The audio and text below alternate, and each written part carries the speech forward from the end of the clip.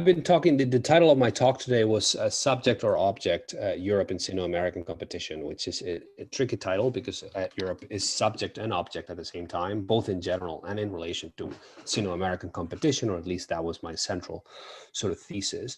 I think that this is important because the problem of Sino-American competition is now, we see that is now beginning to structure most debates in IR as a discipline, but also policy debates in Europe on Europe's strategic outlook.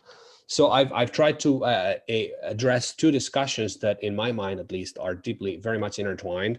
One is the whole debate on Europe as a subject, which is associated with the concept of European strategic autonomy and with the European Union specifically.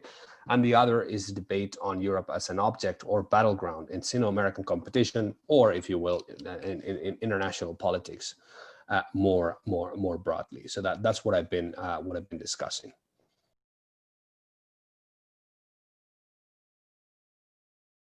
I think this is from a policy viewpoint, this is quite relevant because these are, some of the key questions that the EU is trying to grapple with at the moment, and even NATO itself. Although with NATO, it's a different position.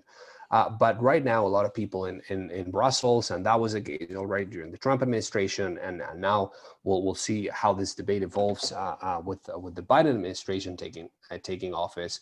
But most policymakers in Brussels were wondering, how should we grapple with Sino-American competition?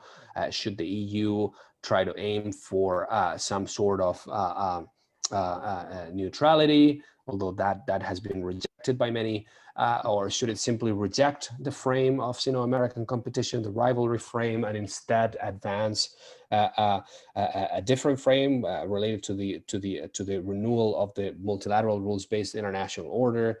To what extent can we do that? How can we resist Chinese pressures to divide and rule, to play divide and rule politics in Europe?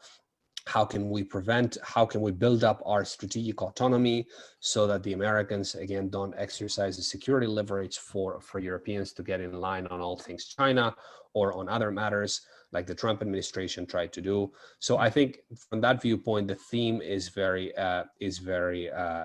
timely and very relevant.